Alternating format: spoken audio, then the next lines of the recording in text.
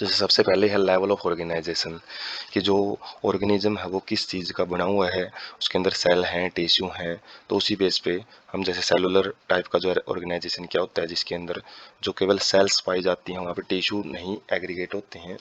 और वो जो सेल्स हैं वो लूजली एग्रीगेट होती हैं, कॉम्पैक्टली एग्रीगेट नहीं मिलेगी। जैसे स्पंजेज पोरीफेरा फाइलम में हम देखेंगे सेलुलर लेवल का ऑर्गेनाइजेशन देखने को मिलता है। उसके बाद है टिश्यू लेवल ऑर्गेनाइजेशन, जिसके अंदर जो टिश्यू बनेंगे, सेल एग्रीगेट होकर सेल टिश्यू बनाती हैं, लेकिन आगे वहाँ पे ऑर्गन वगैरह है वो देखने को नहीं मिलते हैं। उसके बाद है ऑर्गन लेवल ऑफ ऑर्गेनाइजेशन में जो टिश्यू हैं वो ग्रुप ऑफ करके ऑर्गन बनाते हैं। और ये कुछ फाइलम में हम एक एक करके देखेंगे, कुछ में organ level, organ system level.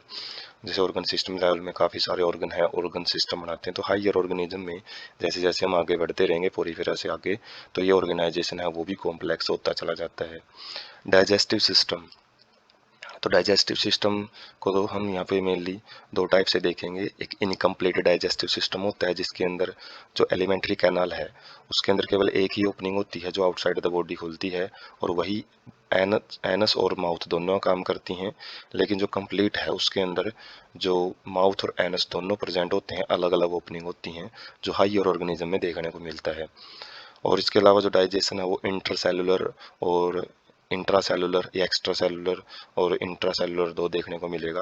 यदि डाइजेशन इनसाइड द बॉडी है तो इनसाइड द सेल है तो उसको हम इंट्रा सेलुलर बोलते हैं, जो कि ये लोअर ऑर्गेनिज्म में देखने को मिलता है, जबकि हायर ऑर्गेनिज्म में एक्स्ट्रा सेलुलर टाइप का डाइजेशन है वो ज़्यादा देखने को मिलता है। उसके बाद सर्कुलेटरी सिस्टम, जो ब्लड है वो सर्कुलेट होता है, तो वो दो टाइप का देखने को मिलेगा। ओपन टाइप में जो blood is pumped out of heart, heart से बाहर निकाला जाता है, और cells and the tissue are directly bathed in it. तो यहाँ पे कोई ब्लड वेसल्स देखने को नहीं मिलेगी, बस जो ब्लड है वो जैसे ही हार्ट से बाहर निकलेगा तो जो सेल है वो उसके अंदर, बात का मतलब है कि उसमें सीधा भीगती हैं, कोई स्पेशल वहाँ पे ब्लड वेसल्स नहीं देखने को मिलेंगे। जबकि क्लोज टाइप में जो ब्लड है वो आर्टरीज, वीन्स और कैपिलरीज के अंदर देखने को मिलेगा।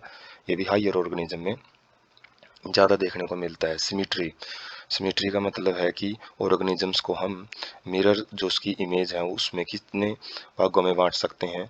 तो एक एसिमेट्रिकल होते हैं, एसिमेट्रिकल में कोई भी प्लेन है जो ऑर्गेनिज्म को दो इक्वल हाफ में नहीं डिवाइड कर सकती, जैसे स्पंजीज में हम देखेंगे। उसके बाद जो रेडियल सिमेट्री है उसमें एक प्लेन में प्लेन, तो जो रेडियल सिमेट्री है उसके अंदर किसी भी प्लेन के अंदर हम ऑर्गेनिज्म को काफ़ी सारी प्लेन में हम डिवाइड कर सकते हैं। रेडियल सिमेट्री वो होता है जो कि सिलेंट्रेटा, टिनोफोरा और अकाइनोड्रम्स के अंदर देखने को मिलता है, जबकि बायलेटरल में केवल एक ही प्लेन है वो देखने को मिलेगा आपको। और उसी के अंदर जो ऑर्गेनिज्म है उसको जैसे एनालिडा है, आर्थ्रोपोड है, कोर्डेट्स हैं, वो बायलेटरल सिमेट्री शो करते हैं। उसके बाद जर्म लेयर्स डिप्लोब्लास्टिक ऑर्गेनिज्म होते हैं जिनके अंदर टू एम्ब्रियोनिक लेयर प्रेजेंट होती हैं, जैसे कि सिलेंट्रेटा, उनके अंदर एक्टोडर्म और एंडोडर्म मिलेगी। लेकिन कुछ ट्रिप्लोब्लास्टिक ऑर्गेनिज्म होते हैं जिनके अंदर तीन जर्म लेयर मिलती हैं, जिसके अंदर जो मेसोडर्म है वो एक्टोडर्म और एंडोडर्म में देखने को मिलती हैं, जैसे प्लेटिया एलिमेंथिसिस से लेके कोर्डेट तक वो ट्रिप्लोब्लास्टिक ऑर्गेनिजम्स में ही आते हैं। उसके बाद सिलोम बॉडी कैविटी को बोलते हैं। और ये क्या होता है, जो बॉडी वाल और गट वाल है, जो एलिमेंट्री कैनाल है उसके बाहर जो भी स्पेस होता है, जो भी उनके बीच में जो स्पेस होता है उसको सिलोम बोला जाता है। और सिलोम के बेस पे जो ऑर्गेनिज्म है वो सिलोमेट्स होते हैं, जिनके पास सिलोम प्रेजेंट होती है, ट्रू सिलोम, जैसे एनालिडा, मोलुस्का, आर्थ्रोपोडा। और स्यूडोसिलोमेड जिनके पास सिलोम होती तो है, लेकिन कुछ जगह पे वो मेसोडर्म के पैचेज के द्वारा लाइंड होती है, एस्की एलिमेंट्स के अंदर पाई जाती हैं। और ए सिलोमेट्स जिसके अंदर बॉडी कैविटी है वो एब्सेंट होती हैं, जैसे प्लेटी एलिमेंट्स, फ्लैट वॉर्म्स होती हैं जो उनके अंदर सिलोम नहीं प्रेजेंट होती हैं, इसलिए उनको ए सिलोमेट बोला जाता है। सेगमेंटेशन मतलब बॉडी को भागों में हम डिवाइड कर सकते नहीं, डिवाइड कर सकते। तो body is externally internally divided into segments, छोटे छोटे टुकड़ों में डिवाइड होती हैं, और जिनको मेटामेरिज्म भी बोला जाता है। ये अर्थवॉर्म में ज़्यादा देखने को मिलता है, जिसमें एन्यूल्स रिंग टाइप देखने को मिलती है उनकी। नोटोकॉर्ड, तो नोटोकॉर्ड क्या होती है कि मेसोडर्मली डिराइव्ड रोड लाइक स्ट्रक्चर होती है, मतलब मेसोडर्मल ओरिजिन होता है इसका, मेसोडर्म से बनती है ये।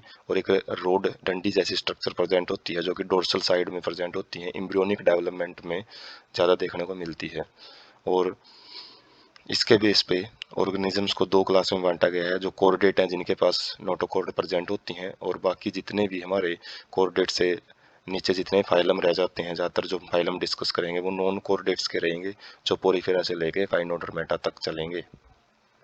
तो स्टार्टिंग करते हैं हम सबसे पहले क्लासिफिकेशन ऑफ एनिमल्स में एक टेबल है वो समझते हैं, कि जैसे जो किंगडम एनिमलिया है उसको हम ऑर्गेनाइजेशन के बेस पे सेलुलर और टिश्यू या ऑर्गन ऑर्गन सिस्टम में दो भागों में डिवाइड करते हैं लेवल ऑफ ऑर्गेनाइजेशन के बेस पे।